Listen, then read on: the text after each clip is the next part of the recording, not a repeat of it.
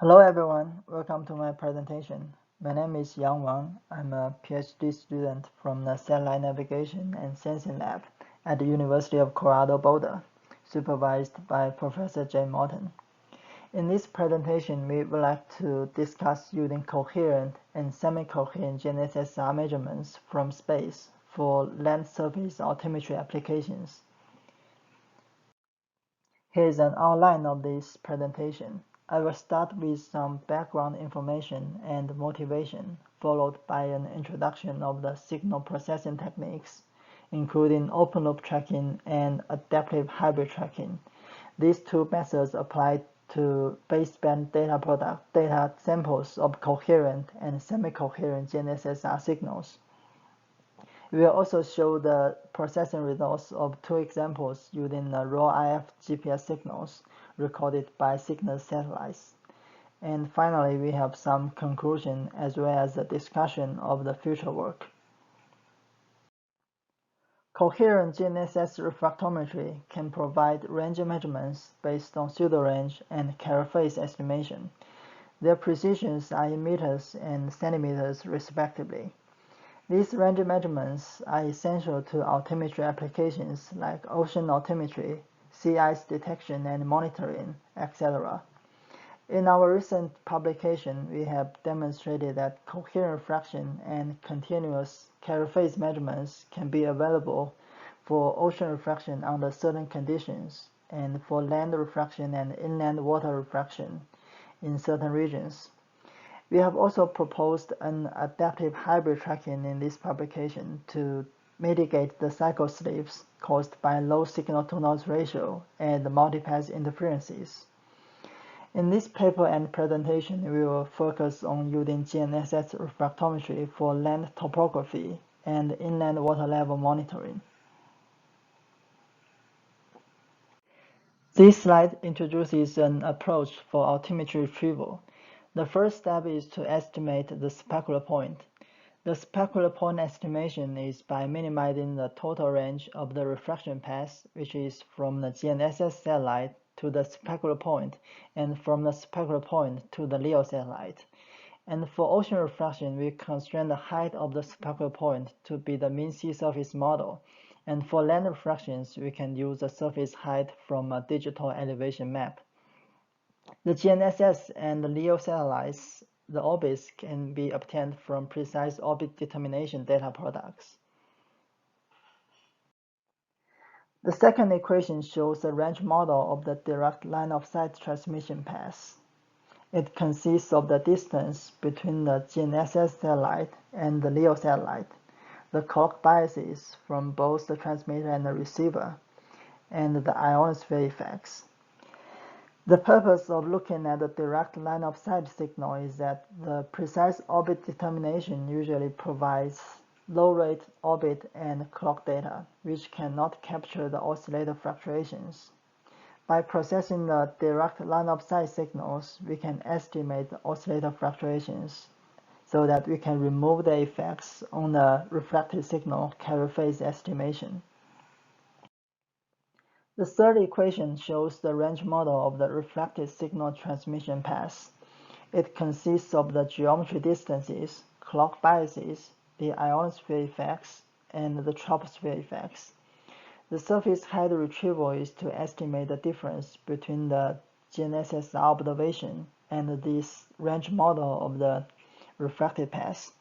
Then the height anomaly can be calculated based on this bottom equation, where theta is the refraction incidence angle.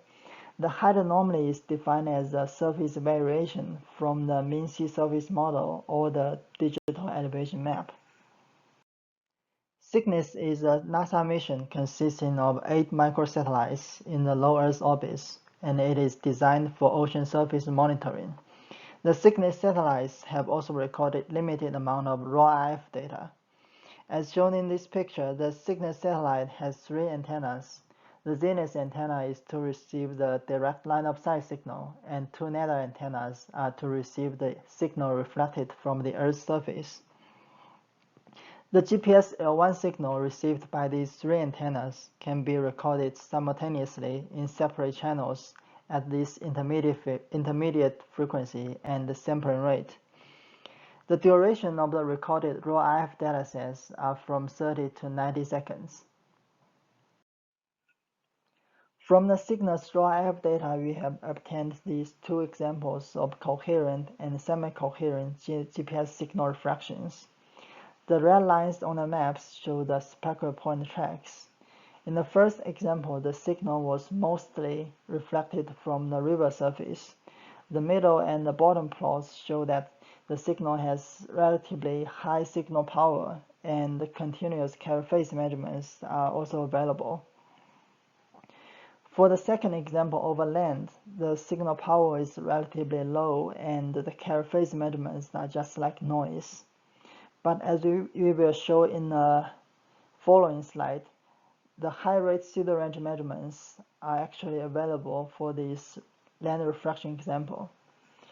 To summarize, in this paper we have defined coherent refraction as both pseudo-range and carrier phase measurements are available, and we define semi-coherent refraction as only pseudo-range measurements are available. More analysis on these two examples are available in following slides, but before that we would like to introduce the approaches that we have used to process these datasets. The first approach is open-loop tracking. The code phase and carrier phase of the reflected signal are modeled based on the path range, clock biases, and atmosphere effects. Then the reference signal is generated based on code phase and carrier phase models and correlated with the received GNSS-R signal to generate the early, prompt, late IQ correlation outputs. Then discriminators are applied to generate measurements of the code phase and carrier phase differences between the reference signal and the received GNSS-R signal. Then the phase unwrapping process is applied to connect the phase samples from the carrier phase discriminator outputs. It should be noted that the unwrapping process may fail to connect some of the phase samples and cause cycle slips, especially when there is signal amplitude fading. To overcome this problem, we have developed the adaptive hybrid tracking approach. The adaptive hybrid tracking is kind of a combination of open-loop tracking and adaptive closed-loop tracking. As shown in this block diagram, it has two main differences comparing with open-loop tracking. The first one is that the reference signal is generated based on both the Doppler frequency from the model and the carrier phase estimation from the feedback. The second difference is that it uses an adaptive common filter for the carrier phase estimation, and we use high-rate carrier-to-noise ratio estimation and an empirical phase noise model for the adaptive tuning of common filter. The common filter estimation problem is formulated based on the signal dynamics model and measurement model. The common filter is modified because of the Doppler frequency input. At the beginning of each iteration, the Doppler frequency component in the state vector needs to be reset as the Doppler model, and its error variance component needs to be reset as the variance of the Doppler model errors. This slide shows the first example of processing results is semi-coherent land refraction of GPS PRN26 signal over land in Vietnam. The red line represents the specular point track, which is of about 123 kilometers, and it has a duration of 20 seconds. The elevation angle at the specular point is about 72 degrees. In this slide, the top plot shows the land surface elevation in meters. The blue line represents GPS reflectometry retrievals using the pseudo-range measurements, and the red line represents the SRTM digital elevation map, and the bottom plot shows their differences. It can be observed that the GPS reflectometry retrieval has a consistent trend with the digital elevation map for most of the segments. The mean difference is about 10 meters, and the largest difference is about 45 meters when there is a rapid change of the elevation based on the elevation map. We consider the largest error source to be the mislocalization of the specular point, because a slight slope of the land surface may cause tens of meters or even hundreds of meters error to the specular point estimation. The second example is coherent fraction of GPS PRN28 signal over the Orinoco River. The entire track is about 160 kilometers, and it has a duration of 24 seconds. The elevation angle at the specular point is about 22 degrees. The top plot shows the map with the specular point track, and the bottom plot shows the estimated signal power.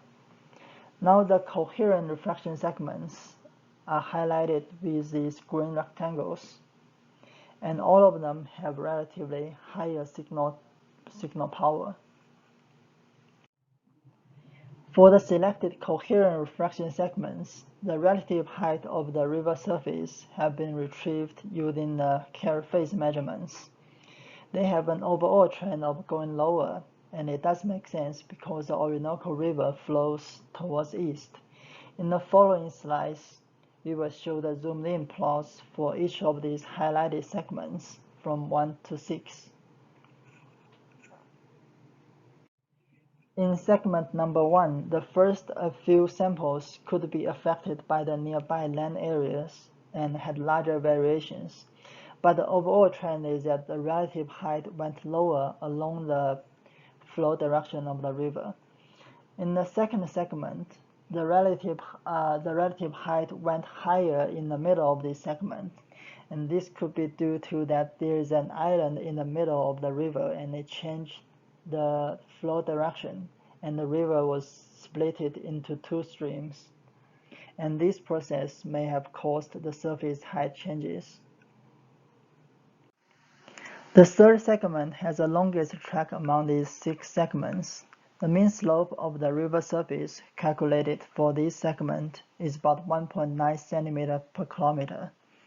The variations at around 17.3 seconds and 18.7 seconds could be due to the islands in the middle of the river.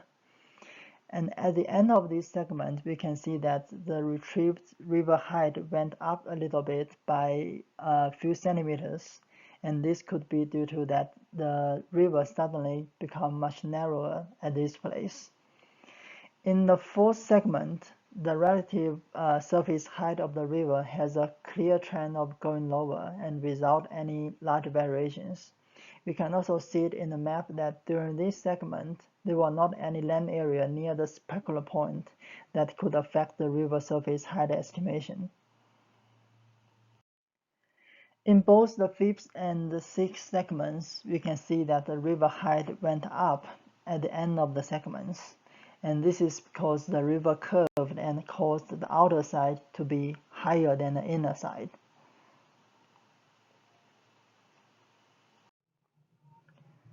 In conclusion, we have demonstrated altimetry retrievals for land surface based on pseudo-range measurements from a semi-coherent land refraction, and for river surface retrieval based on carrier phase measurements from coherent refraction.